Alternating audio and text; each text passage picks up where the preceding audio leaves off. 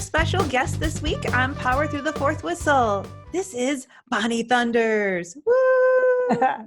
That's me. Hi, everybody. Massive applause. So Bonnie, how you doing? Doing well, considering, hanging in there. How are you? I'm doing pretty well. I'm really excited to talk to you today. Yeah, I know. I'm excited to chat.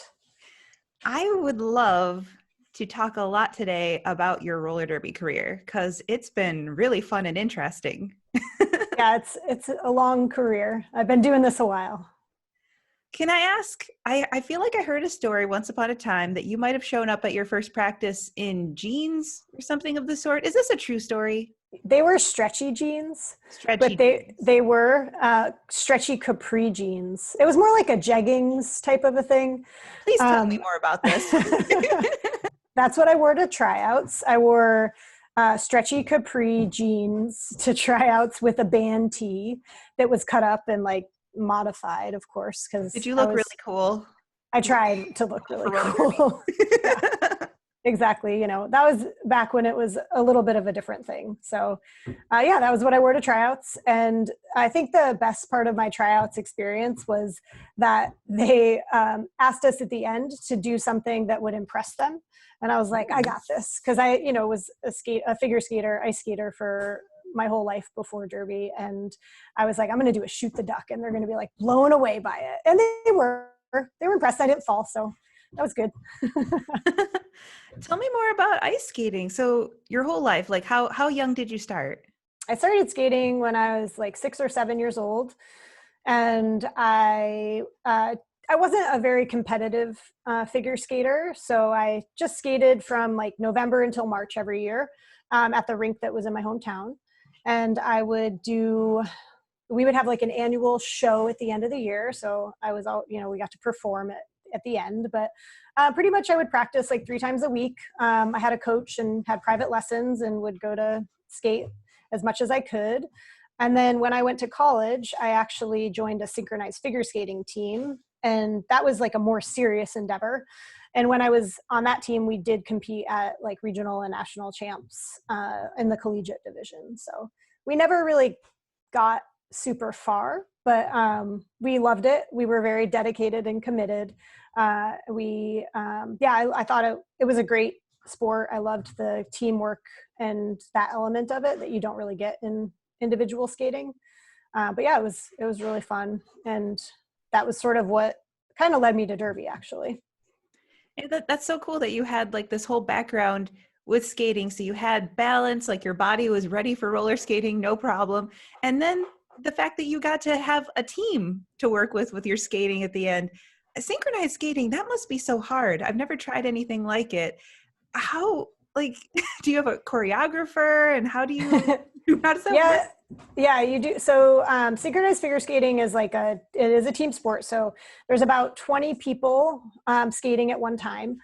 And the sport has actually evolved quite a bit since I left. And when I was in it, it was very much footwork based, and it was a lot of just more movement. And it was imagine a school of fish or multiple schools of fish moving around. And then sometimes they intersect and join each other and then split away from each other. And so that's kind of the best description of synchro that I have.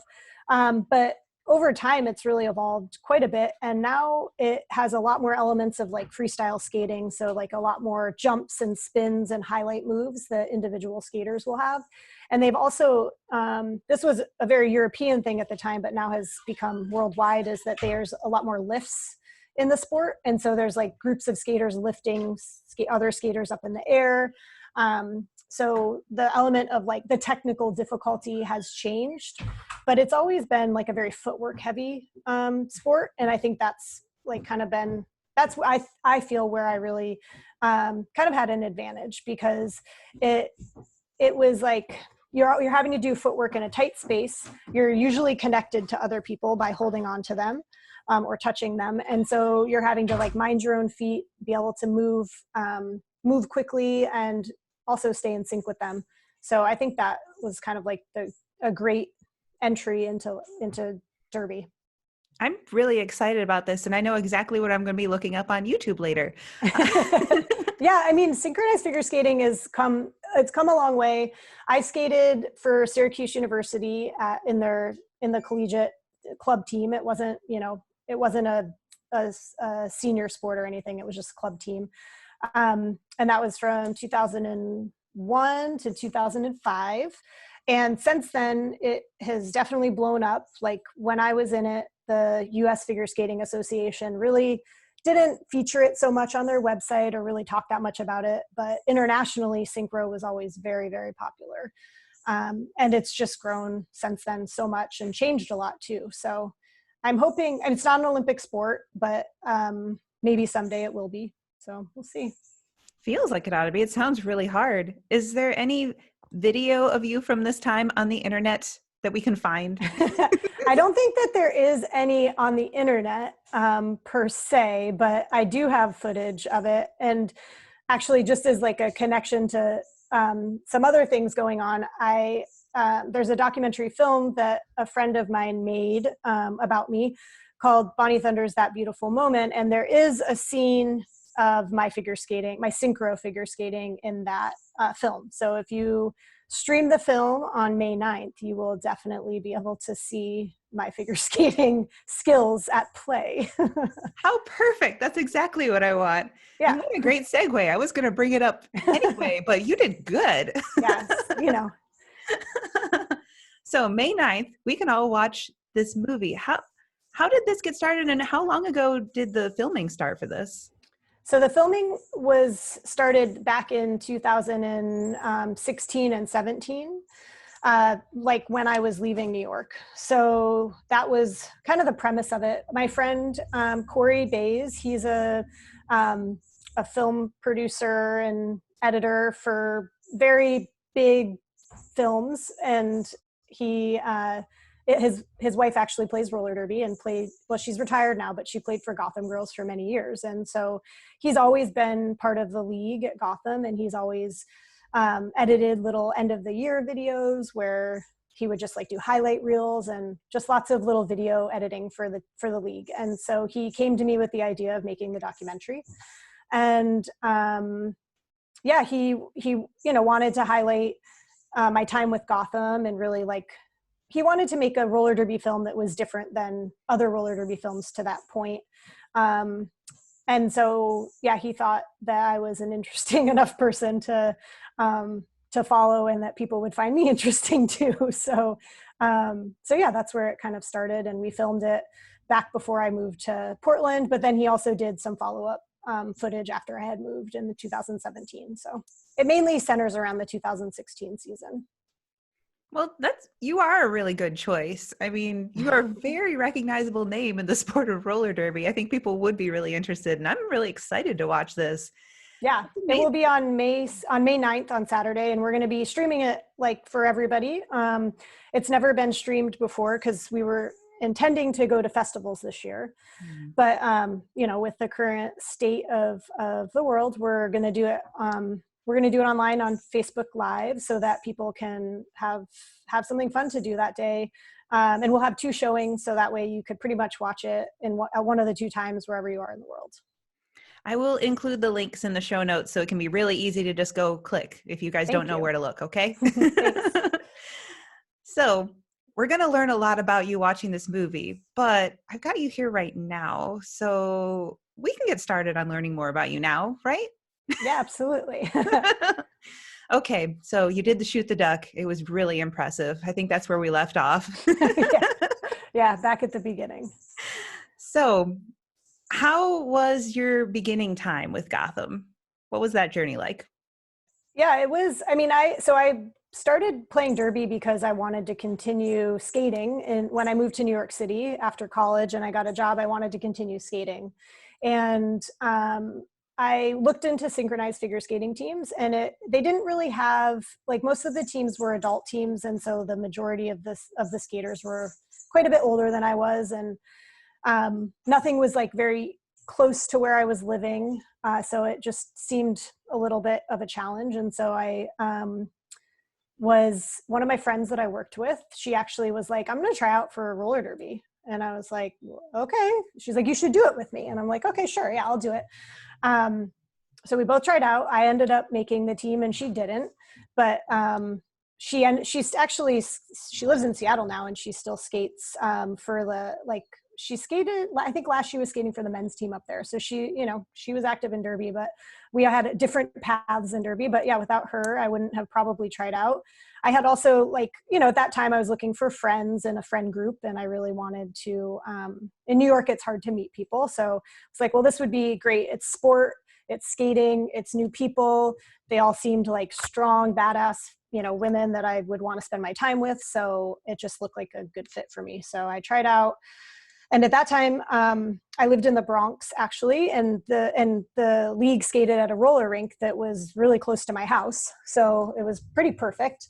And about maybe 2 months after I started skating, I tried out, made it. The league lost the roller rink. The roller rink was closing, as most have. So that was a pretty traumatic experience for us, losing our space. And so for that first year, we skated outside in New York City, like all over the place, just like trying to go anywhere, any park, any open space that we could find, we would just skate in it. And we would be like fighting with parents, fighting with basketball players, trying to get permits from the city to say that we could skate places, but nobody cared. They just, you know, it's kind of first come, first serve. So it was really tough to try to like find our way there. But the league made it work. And then, sorry, I have a little kitten that's trying to come sit in my lap. So I'm just going to hold this cute little kitten while I chat with you. But the league ended up finding a practice space, warehouse space. And that was like a huge, you know, step up from skating outside and having practices canceled for rain or for whatever. And yeah, and from there, Gotham just really grew even more. Do you think that experience of just basically having to roll up your sleeves and do some hard work to even have practices really help bond the league together? Oh, for sure. I mean, it was a huge challenge. Like, even, I mean, I think it tested a lot of people, and we lost a lot of people in that time, just because it was, you know, so hard to like, we were doing double duty. Not only were, you know, everyone doing their normal volunteer work, but we were also like on the search for a practice space. And then the stress of like, is practice even going to be able to happen? And so it was tough. It was a really tough time for the league. But I mean, obviously the league persevered and has only grown from that experience and from that time. Where are we on the timeline? What year was it that you started? I started playing Derby in 2006. So I tried out the end of 2005 and then started in 2006. Okay, so this is a while ago. It's so strange, right? It doesn't feel like it, but it has been. Yeah, it really has been. So you went through this incredible experience where you thought everything was going to be easy. It was going to be really close to where you lived, and then it wasn't. But you made it through that. The league made it through that. The league became stronger. How do you get from that to this amazing undefeated streak that lasted for years?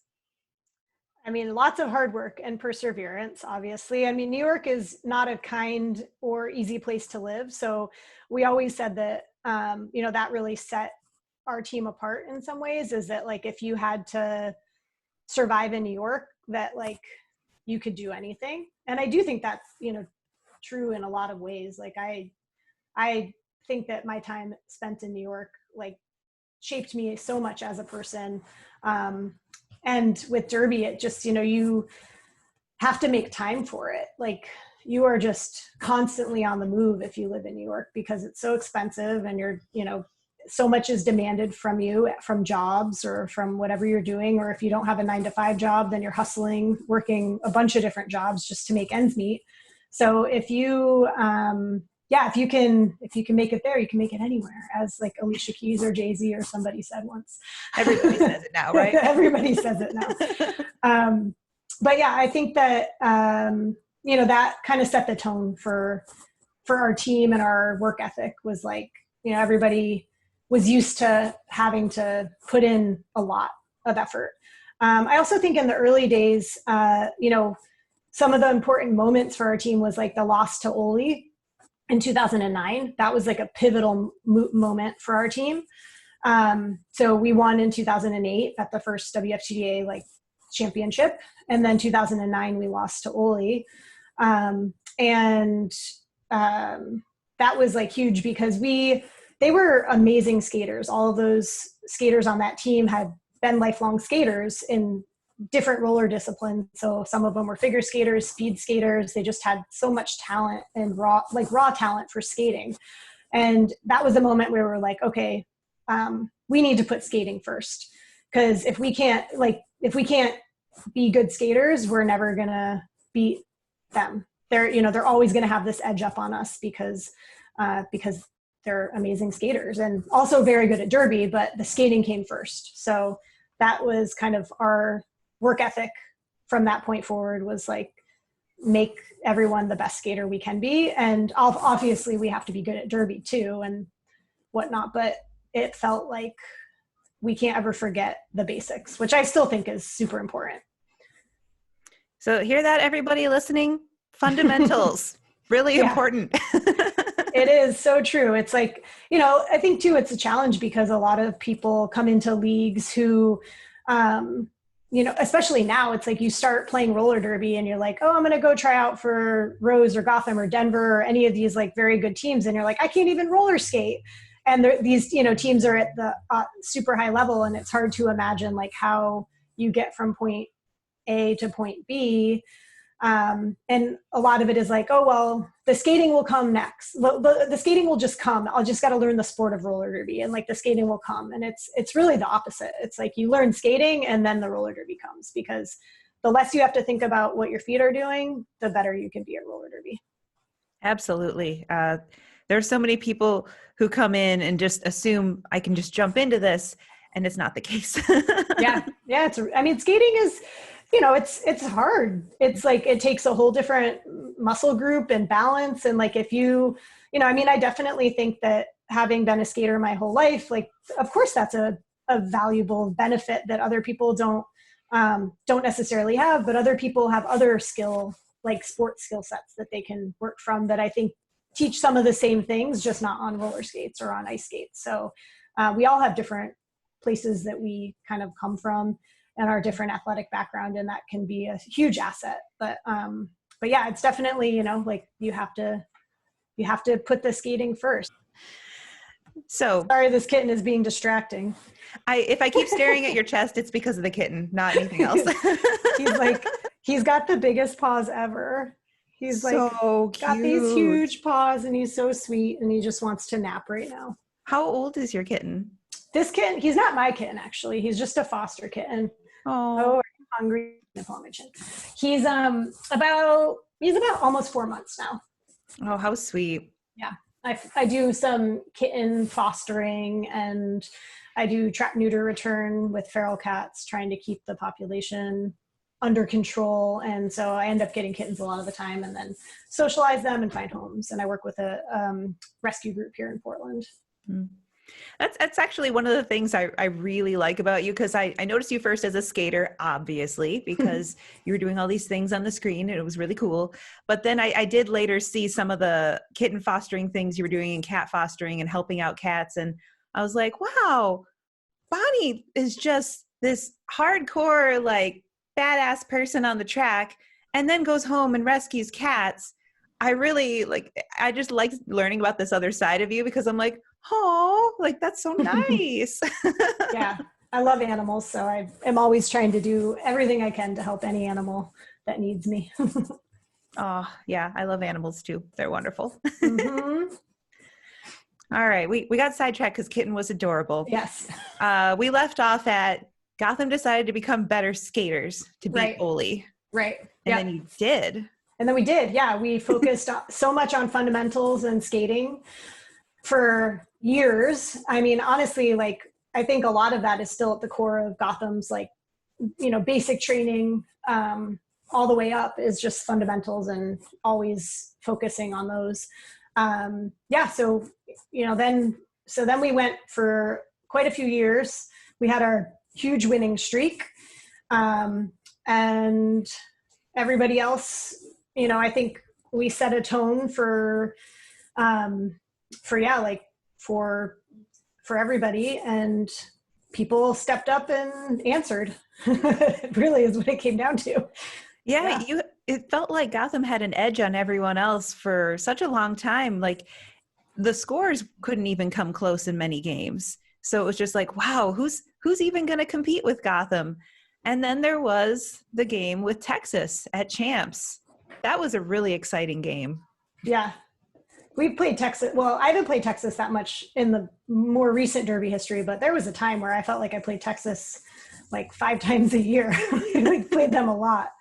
And they, I mean, obviously, you know, like Texas, a lot of, I don't even think there's anybody on Texas who was on some of the teams that we played against. They've all since retired and, you know, have a new generation of skaters playing for them now. But yeah, they've always had such a strong team, and they've always just like been able to retain skaters and then train skaters. And, you know, they've always been a great competitor. Yeah, there definitely has been so much turnover. This past week on Twitch, we decided to watch that game in 2013, Gotham versus Texas, and look back on, wow, Derby has changed so much. The rules have changed so much. Who are these people on Texas? Like we remember them because they're historically great players who played for a long time, but it was kind of like really nostalgic to see all these players who don't play anymore. And Right. That game for me was incredibly memorable just because of how well the two teams tested each other. I felt like Texas was doing a lot of attempting to disrupt because Gotham seemed very organized and Texas seemed to be like, how about we throw some chaos at you? And it was fun to just see how the teams reacted to each other. What do you remember from that game? I think my like biggest memory is like they were just wanting to hit so much. And I feel like Texas has always kind of had that vibe. You know, every team has like everybody always has strategies, obviously, but then like teams have just a general like play style. And Texas is like, yeah, disruptive, hitting, and chaotic. And so that's definitely what sticks in my mind from that game. So there was definitely a time in history where you jammed a lot, like extra. Yes. Was this a coaching decision? Was this, I would like to jam now? How did this work? Because it seemed like if you were available and had the energy, sometimes it was just a good choice to put you in against whatever was happening. If the other team was trying to mess with you, like it seemed like in that game in particular, Texas wanted to run it against anyone that wasn't you just a little bit more and take chances against anyone that wasn't you. So you're like, well, I'm just going to play more. How did all that work? I think, you know, I would always say to the coaches, because, you know, I've been a captain of the team of Gotham I was a captain for a long time. And, you know, I'm not a skater who's like, give me the panty, I'm going in, right? Like, you know, I believe in my other jammers. Mm-hmm. I mean, there's times where I will take the panty and go in if I think that that's the best decision that has to happen in that moment, but it's not about me, it's about the team. It's like, you know, what's the best lineup for that moment to win that jam so that the team can succeed. So I was constantly telling the coaches, like, if you don't think I should jam, like, you tell me, I will follow your lead. And just pretty much do whatever is needed. So if I have to jam every other jam and that's what the team needs me to do, then that's just what I have to do. So I just make sure that I'm prepared for that. But it's just pretty much, you know, whatever the team needs, I'm there to do it. And how did you develop that kind of endurance at such a high level to be able to play that much when needed? I think that Gotham's practices really, like, there was the practice style that we would play a lot of, we'd just like purely split the team in half, and we would scrimmage each other 10 on 10, 9 on 9. And so that meant like there was maybe 1 or 2 jammers on either bench. And so sometimes you were the only jammer, and so you were going every jam, and then like throwing the panty to the pivot every once in a while to jam. Or you had 2 jammers and you were going every other. So I think that it was just a lot of practice in those situations to be able to be ready to play that much. Obviously, like, you know, we can all do different exercises to train our endurance and whatnot. But I think for me, the biggest thing was like having those practice scenarios where you were either going every jam or every other jam and just like having to fight through it and just do whatever you can do. And it's like, it mentally prepares you also, because sometimes it is just, you know, obviously you get tired. That's real. Like nobody doesn't get tired playing roller derby. But part of it is definitely like training over the mental aspect of like, all right, I'm going to be tired and that's just going to be how it feels. And I'm ready for it and used to it. Learning how to be smart when tired. Yeah. Too. That's when so many mistakes are made. I say that a lot is like, you know, at practice, I really focus on putting myself in the hardest situation to get out of. So that way, when that happens in a game, I like can stay calm and make the right decisions. Because a lot of times at practice, I think skaters focus on like winning and like games are won, practices are not won. So I really think that it's important to focus on potentially like losing at practice. Obviously, like there's the mental game aspect that you need to win sometimes in order to keep your sanity. But I think it is important to focus on making things difficult for yourself, because if it's only ever easy at practice and then all of a sudden in game you can't figure out how to get through the pack, you're definitely not prepared. And is that what has helped you also be such a low penalty player your entire derby career? Yeah, I know people are talking about this a lot. I feel like I need to knock on all the wood or something like that. Like, don't want to make I'll knock for you. Okay. Different. Yeah, okay, I'm knocking on my desk. But yeah, I think, I mean, I do think that like, I generally, my play style is a very controlled play style. I'm not necessarily a risky jammer. So with that is going to come, you know, less chance of penalty if you take less risk. But at the same time, I think, especially honestly, since leaving Gotham, I've had to learn to become a slightly more risky jammer. Part of that is like the play is different. And so sometimes it makes the most sense to jump to apex because you just get around everybody, or like you're having to make the choices to like hop around one person and spin in a circle and like, you know, train yourself to not let your foot go out of bounds. So, but in general, you know, like I play a more grindy sort of like safe style of play, but also, yes, definitely practicing like failing a lot is, you know, again, the mental mistakes, that's where a lot of the penalties come in. I see it. I see like the change in the jammer's face and then the penalties committed. Mm-hmm. And it's like, you have to be able to just remain zen in that moment. It doesn't mean that you like don't get frustrated, you do, but you have to learn how to switch back to calm, cool, like level-headed play. Yeah, one mistake is fine. It's when one mistake turns into 2, 3, 4, that's when you start losing your head. It's true, yeah. And teams take advantage of that, right? Like any team that sees a jammer cycling to the box is like, great, let's ice them. Yep. Oh, that jammer is not having a good game, let's go long on them, right? Like teams play into that, you know? Make a plan just for you. Yeah. Then the next few years were the Gotham versus Rose trilogy, which was very exciting, and I feel like should have a movie made about it. Oh, wait, there's one coming out. It's true. Yep, it is true. So what was this like, playing the same team at finals like 3 years in a row before you transferred? But it's the same team. What did you guys learn each time? Like, what did you like go back and figure out, okay, what are we going to do next time? Like, how did that work? Just same team for 3 years.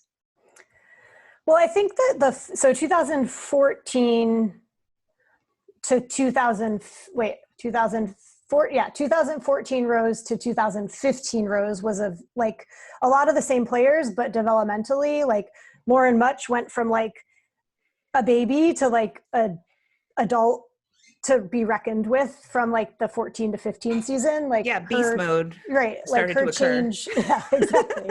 The change in her play from one year to the next was like, you know, phenomenal. And, you know, obviously it's a team sport. And so we're all part of a win. We're all part of a loss. So it's not that Lauren Much, you know, well, Much is amazing, but I'm not trying to say that like nobody else had amazing games. But what I am trying to say is that like, I think their team in general developed a lot from 14 to 15.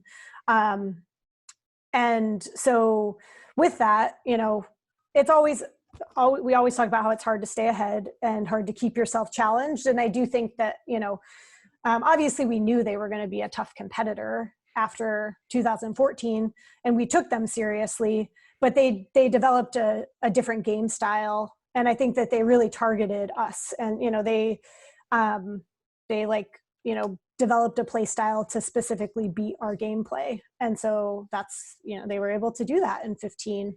And then from 15, we obviously learned that, and we were like, we learned a lot more about offense as well. And, you know, how that was so disruptive to our walls and our strategies and whatnot. And so going into 16, we focused a lot on offense and changing things, and really like focusing on a game style that would complement in like, well, I guess that would beat their game style now that we saw their game style evolve, right? Our Gotham style had kind of, it was a certain way, and Rose was still developing their play style through that. And I think that that, you know, helped them to have an advantage, because they were maybe more quickly able to change things just because it was all newer. Whereas we kind of had this, like, I don't know, years and years of playing a certain way. It was much harder to make those changes in a short time frame. Was it exciting to have this rivalry and to have someone testing you to make those changes and to see what you could do to grow as a team? Yeah, absolutely. I mean, obviously, you know, it's always, everyone wants to win. And so if you're just like winning all the time and winning by lots of points, that's like exciting and great. And like, but at the same time, I think that a lot of the games that I remember most are like the ones that were a lot closer, or just like felt like more of a battle where you were challenged in a way that, you know, you might not have been otherwise. So for sure. Okay, so what brought about the move to Portland?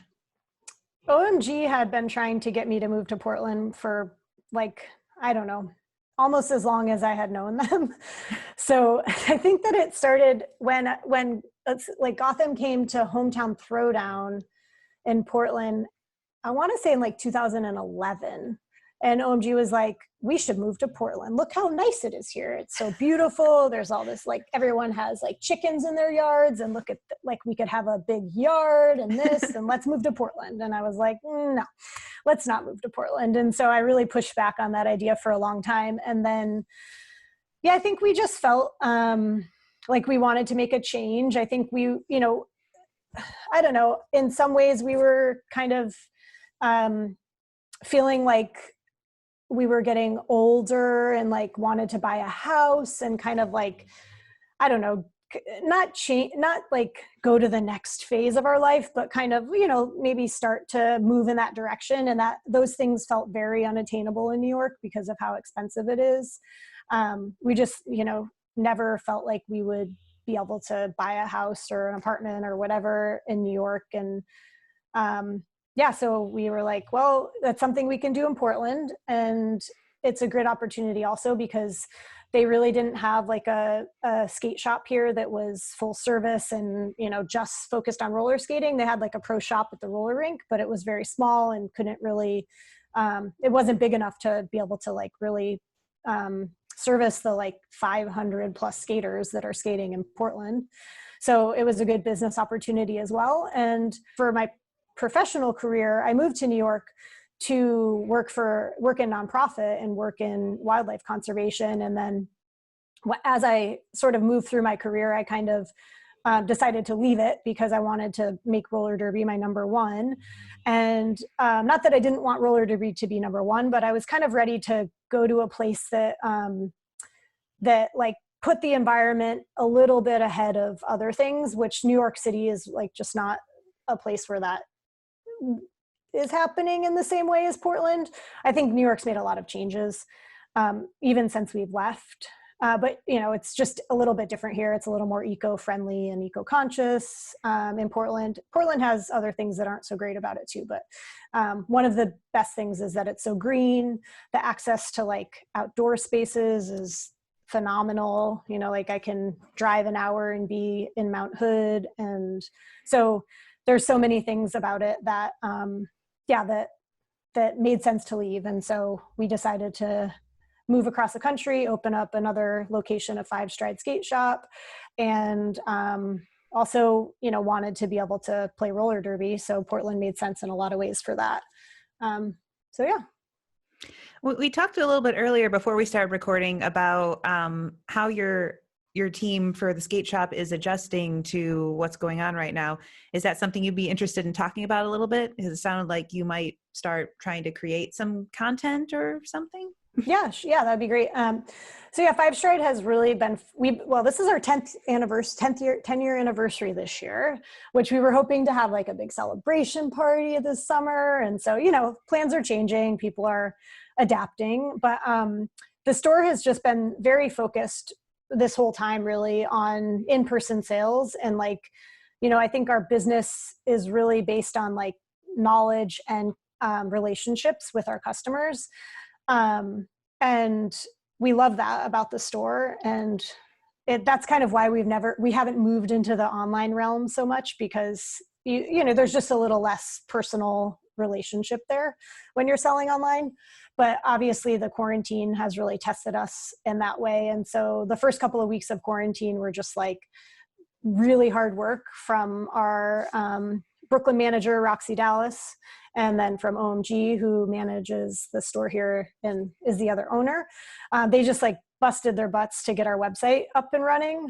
And so now we're looking at how we can further like solidify online relationships with people and make them a little bit more personal by doing some good technical content information. So, you know, I think that's, you know, like our store is definitely more of a technical shop, and like, not that we don't have personality, because we all have personalities, but we focus like definitely more on like the techie side of things. And that's kind of, the personality has kind of been the downfall. Like we're not like, I don't know, making cute videos and stuff that people like doing that engages people. And so that's been a challenge for us to try to figure out where we can like fit in that and not feel like we're faking it. So I think we found that like putting together some more technical videos is going to be really helpful for our customers and new customers and just roller skaters out there that are looking to do specific maintenance on their skates. We're also going to do some like 101 videos that I think will be really helpful for gear, skates, all the, you know, different pieces of gear.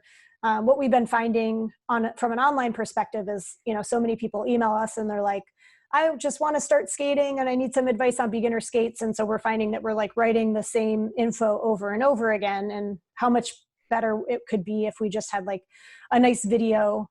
Also too, like a video is just like a nicer way to, I don't know, to listen about things rather than just reading an email with some information, you know, having something that you can see.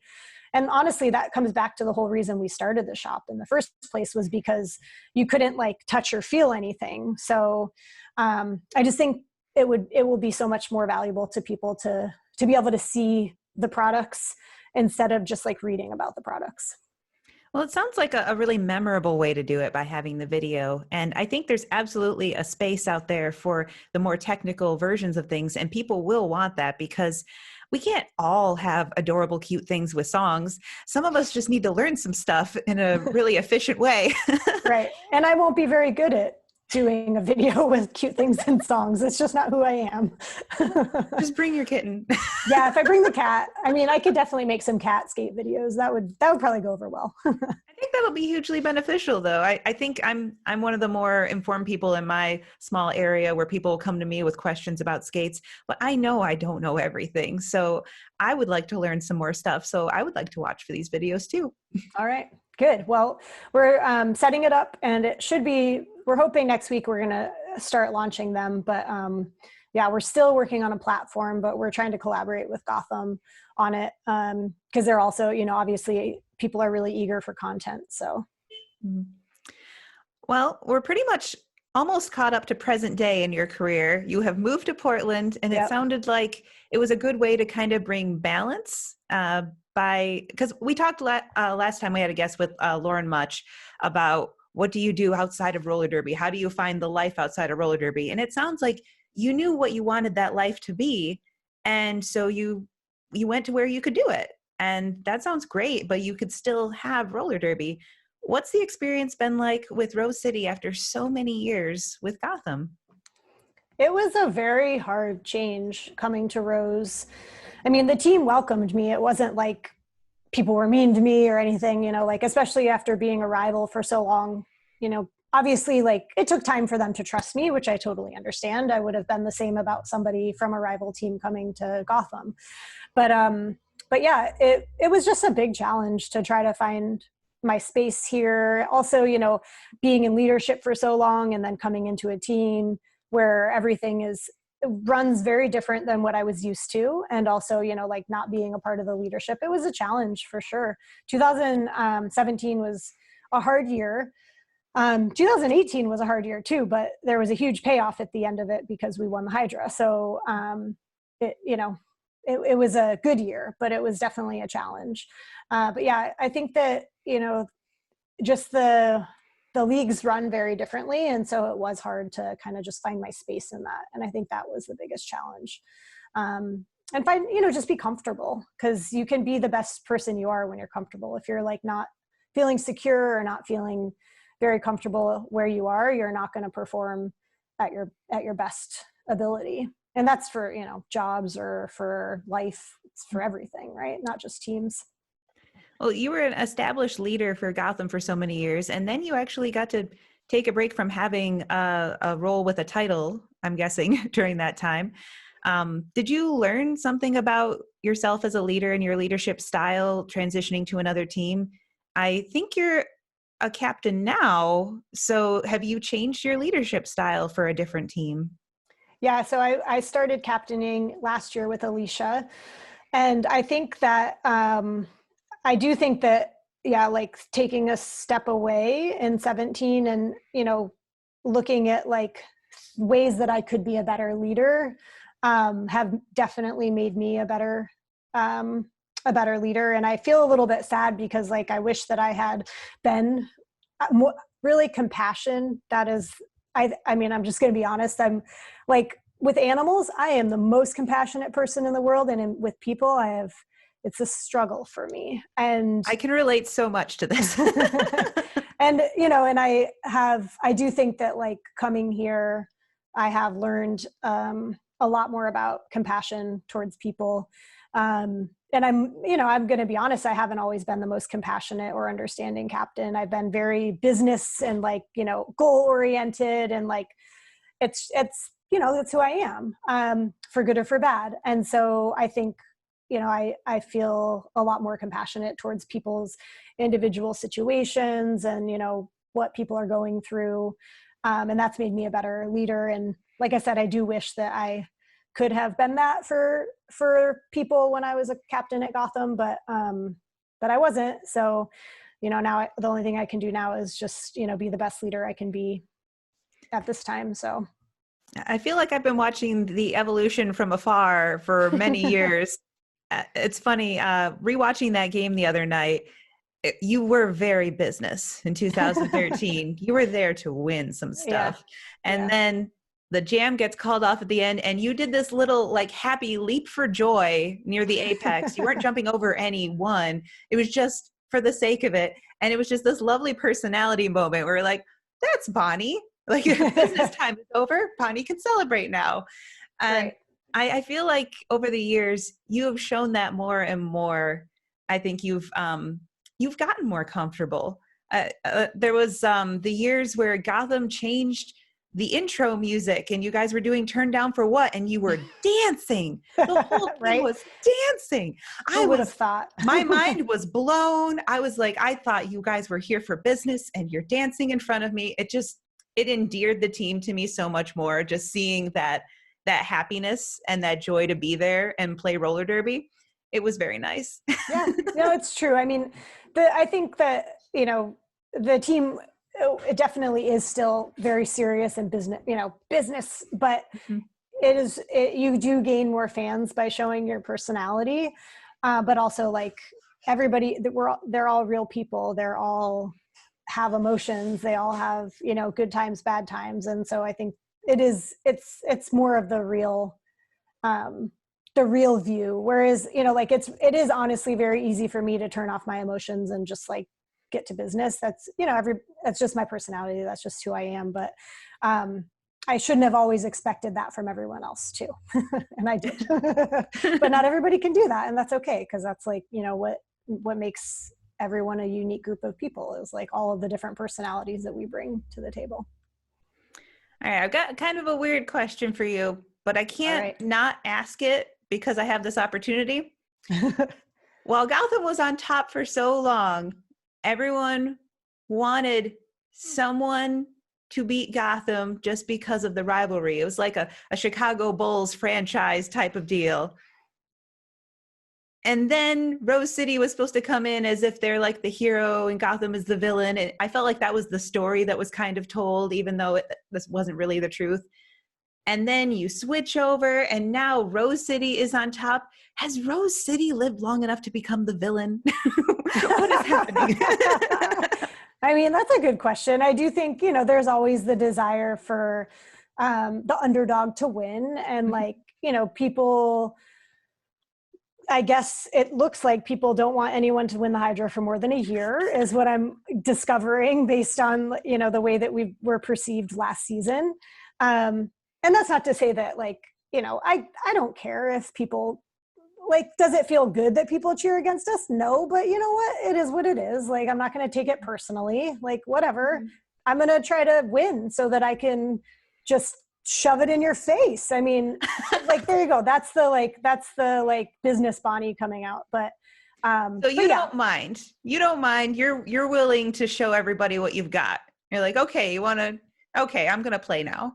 Right. I mean, honestly, yeah, like at the end of the day, like it's about, like we need fans for the sport. And I think fans are important. And I'm not trying to say that they're not important, but at the same time, I play for my team. Mm-hmm. So if everybody wants to cheer against the team that I'm playing on, but we are still winning and still happy about our wins, then I'm happy. Well, I think it takes remarkable mental toughness to have been on the team that sometimes crowds were cheering against in many final games and still prevailing. Yeah. I mean, like I said, it doesn't feel good when people are cheering against you, but you got to turn that off. Like, it's like negativity is not going to help you win. Mm-hmm. Even when you're, like negativity towards your own teammates, negativity about yourself. But, negativity from the crowd, it's not going to help you win. You have to focus on the positive. And for every negative person, there's definitely someone cheering for you. They're just not cheering as loud. My husband, Coach Dan, who is also sometimes on the podcast, his favorite game of yours that I also really love was, it was not even a champs game. It was a semifinal game to get to the final game. And it was Gotham versus Victoria, the year that people thought Victoria was going to go to the final. Mm-hmm. And what we both remember so much about that game is you were not going to let it happen. It was amazing how in that game, it felt like you just dial in, like in multiple games, but in this game in particular, you dial in. The harder it gets, you dial in more. And you just up it. You up your mental toughness so much. It's like you don't even hear anything going on. You just focus. How? I mean, that's that skill of like turning the emotional disconnect that I'm able to do, which again is not always a good thing, but happens to be a really good thing when it comes to playing roller derby. I mean, I think that it's just part of who I am. I am just a really goal-oriented person. And like, I think to some people it sounds terrible, but I'm like willing to do anything to get to my goals.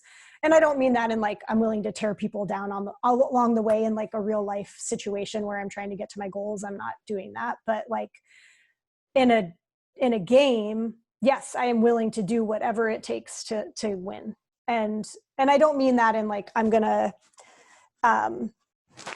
tear down my teammates. Obviously we need each other to win, but yeah, I just have an ability to be able to just kind of like turn off that emotional connect and just do what needs to be done. And, you know, honestly, like, yeah, in some ways, unfortunately, we kind of like maybe left a little too much out there in the Victoria game, and then we didn't have enough left for the Rose game, because from the emotional and like emotional and mental standpoint, you know, that game tested us so much. And so then when it came down to the final, we came short. And I do think like part of that was just because we were mentally exhausted from winning the game before. So that was definitely a lesson.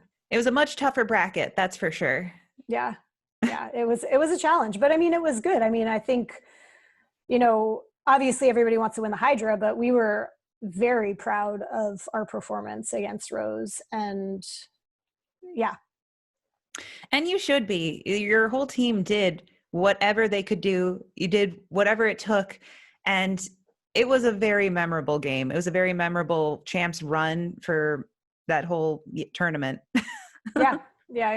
It's true. I mean, there has seemed to be in the world of roller derby, at least in the more recent past, like a sort of one side of the bracket that always feels a little bit harder than the other side of the bracket. But I don't know, I guess that's, the past few years have felt a little less like that, which is nice, where it feels like everybody's path is really challenging. And I think so. Yeah, it's like, it's starting to feel a lot more equitable. And that's been really a real exciting change to see, versus like, yeah, I mean, honestly, like I said, everybody wants to win the Hydra, but like, who wants to just like, I don't know, have an easy path to get there? I mean, obviously, yes, you want an easy path to get there because you want to win, but at the same time, the victory is more sweet when you've had to work harder for it. And Gotham has so much to do with that, because Gotham set the bar, and then other people had to come up to meet Gotham. And then over time, more teams have trained, more teams have learned, there have been more transfers, people shared their knowledge. And now there are so many teams who have a realistic shot. It's a very exciting time in roller derby. Yeah, it really is. I know. The amount of talent like across the country is pretty phenomenal. Your career has definitely been an inspiration to me over the years. You're somebody I've watched for such a long time. I also have had seasons where I have had to go every other jam out there, and I always just like would watch your videos first to just get pumped up for it. Oh, good. I'm glad that I could inspire you in that way. And I'm so happy that you're living your best life in Portland and enjoying yourself and still saving cats and the ocean and the world. Doing my little part. Do you have anything else you'd like to plug before we finish up, like how people could get a hold of you or anything like that? Instagram is the best way to follow me if you're interested in following my very busy and full life of things that I like to do. I like to post quite a bit on Instagram about it could be anything from cute kitten pictures to pictures of my dog to like street skating to like, honestly, I don't post that much derby stuff on my Instagram. So if you're just wanting to learn a little bit more about who I am outside of derby, Instagram is probably the best way to get to me. That sounds perfect. And of course, May 9th for the movie. Yeah, May 9th. There's a Facebook event. You can go search Bonnie Thunders, That Beautiful Moment. And the times are 1 p.m. Eastern and 6 p.m. Eastern. And you can translate that to, whatever time you are, wherever you're living. And that should cover, I think, pretty much the whole world to be able to watch it at some decent time of day. That sounds perfect. Thank you so much for spending time with me today. We went longer than I planned to, but this was a really exciting conversation. I love getting to hear about your whole journey. Yeah, thanks for doing that. It was a really fun conversation. It brought me back long ways from things I haven't thought about in a little while. So back to those stretchy jeans. Yes, my stretchy capris. I'll have to find that photo. I have it somewhere. I would love to see it. You Yeah, should it share it on definitely Instagram. exists. I will. I gotta find that because Gotham used to take these like part of the like every league has little traditions, and I bet they still do that. But they used to take Polaroid pictures of all of the tryout skaters, and you have Aw. you get like stapled to a folder, so that way they would have the picture of you and the outfit that you were wearing, and then you had to wear the same thing for all of the days so that they could be like, oh yeah, it was that one with the like stretchy capris that we liked that did the shoot the duck. So you couldn't even go to a different outfit. No. You were committed.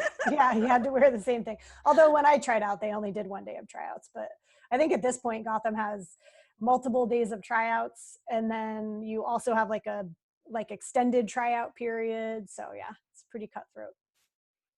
And exciting. Yeah, for sure. And remember your basics.